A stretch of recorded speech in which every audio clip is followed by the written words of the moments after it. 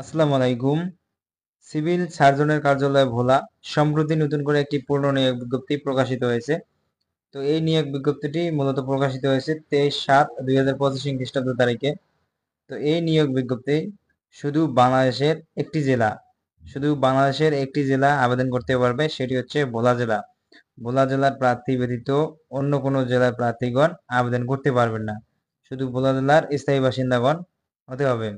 তো এই সার্কুলারটি মোট 5টি ক্যাটাগরিতে প্রকাশিত হয়েছে, যেখানে মোট 70 জন লোক নিয়োগ নেবে। শিক্ষাগত যোগ্যতা লাগবে ন্যূনতম 8ম শ্রেণী পাস করলে আপনারা আবেদন করার সুযোগ পাবেন।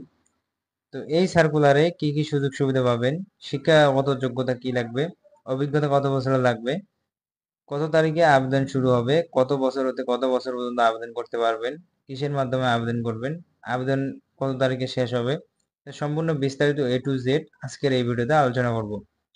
তো ভিউয়ার্স, আপনাদের কাছে আমাদের একটাই অনুরোধ, আমরা দীর্ঘদিন থেকে ভিডিও আপলোড করে যাচ্ছি, আমাদের চ্যানেলে কোনো ভিউজ পাইতেছি না, আমাদের চ্যানেলটা একটু ডাউন হয়ে গেছে।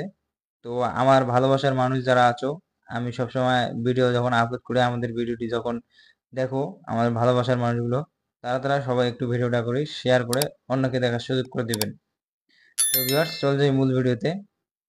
তো 5 নম্বরে বলা আছে গাড়ি চালক, এখানে একটি লোক নিয়োগ নেবে। তো 8ম শ্রেণী পাশ করলে আবেদন করতে পারবেন। তার পাশাপাশি বাংলাদেশ সড়ক পরিবহন কর্তৃপক্ষ কর্তৃক ইস্যুকৃত ভারী যানবাহন চালনার হালনাগাদ বৈধ ড্রাইভিং লাইসেন্স থাকতে হবে, তাহলে আপনারা আবেদন করতে পারবেন।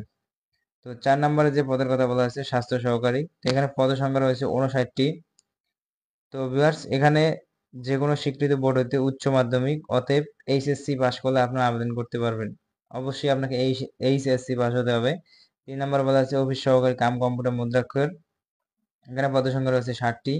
তো এখানে এইচএসসি পাস হতে হবে, তার পাশাপাশি কম্পিউটার ব্যবহার সংক্রান্ত ওয়ার্ড প্রসেসিং, ডাটা এন্ট্রি ও টাইপিং ইত্যাদি সর্বনিম্ন গতি, বাংলা প্রতি মিনিটে 20 শব্দ ও ইংরেজি প্রতি মিনিটে 20 শব্দ থাকতে হবে, তাহলে আপনারা এই পদে আবেদন করতে পারবেন। 2 নম্বর বলা হয়েছে স্টোর কিপার, তো এখানে পদের সংখ্যা রয়েছে 2টি। তো এখানে শিক্ষাগত যোগ্যতা এইচএসসি পাস করলে আপনারা আবেদন করতে পারবেন। তার পাশাপাশি সরকার বিধি অনুযায়ী জামানত জমা প্রদান করতে হইবে। তো 1 নম্বরের সর্বশেষ যে পদের কথা বলা হয়েছে পরিসংখ্যানবিদ, এখানে পদ সংখ্যা রয়েছে 1টি। এখানে শিক্ষাগত যোগ্যতা অভিজ্ঞতা লাগবে, কোনো স্বীকৃত বিশ্ববিদ্যালয় হতে পরিসংখ্যান, গণিত, অর্থনীতি বিশেষ স্নাতক বা সমান ডিগ্রি থাকতে হবে ও কম্পিউটার ব্যবহারের দক্ষতা থাকতে হবে, তাহলে আপনারা আবেদন করতে পারবেন। তো ভিউয়ার্স, তারপরে নিচে বলা হয়েছে বিশেষ নির্দেশনা। তো একইভাবে আবেদন করবেন আগ্রহী প্রার্থীগণ এই ওয়েবসাইটে অনলাইনে আবেদনপত্র প্রেরণ করবেন। ওয়েবসাইটে প্রকাশিত নির্দেশিকা মোতাবেক ফর্ম পূরণ করতে হবে। অনলাইন ব্যতীত কোনো আবেদন গ্রহণ করা হবে না।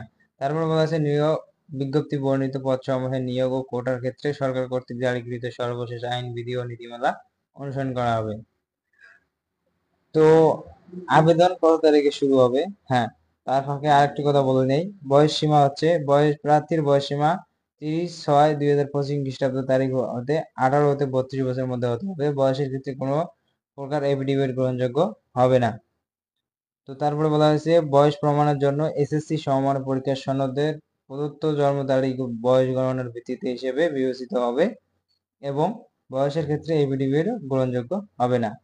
তো নাগরিকত্ব কথা বলা হয়েছে, আমি ভিডিওর শুরুতেই বলে দিচ্ছি, বাংলাদেশের একটি জেলা শুধু ভোলা জেলার স্থায়ী বাসিন্দাগণ নাগরিক আবেদন করতে পারবেন। এখানে বলা হয়েছে প্রার্থীকে অবশ্যই ভোলা জেলার স্থায়ী বাসিন্দা হতে হবে এবং নিয়োগ বিজ্ঞপ্তি বর্ণিত শর্ত অনুযায়ী স্থায়ী বাসিন্দা প্রমাণক হিসেবে জাতীয় পরিচয়পত্র, এনআইডি ও সংশ্লিষ্ট ইউনিয়ন পরিষদের, পৌরসভা, সিটি কর্পোরেশনের যথাযথ কর্তৃপক্ষ কর্তৃক প্রদত্ত নাগরিকত্ব সনদপত্র দাখিল করতে হবে। তো হ্যাঁ, এখন আসি মূল কথায়, আবেদন কত তারিখে শুরু হবে এবং কত তারিখে শেষ হবে। তো এখানে বলা হচ্ছে সকল পদে অনলাইনে আবেদন পত্র পূরণ সংক্রান্ত নিয়মাবলী, শর্তাবলী ও পরীক্ষার ফি জমাদানের সময় নিম্নরূপ। তো আবেদনপত্র পূরণ ও ফি জমাদানের শুরুর তারিখ হচ্ছে 28শে জুলাই 2025 খ্রিস্টাব্দ সকাল 9 ঘটিকা হতে 17 আগস্ট 2025 খ্রিস্টাব্দ বিকেল 4 ঘটিকা। তো দীর্ঘ একটা মাস আপনারা আবেদন করার জন্য সময় পাবেন।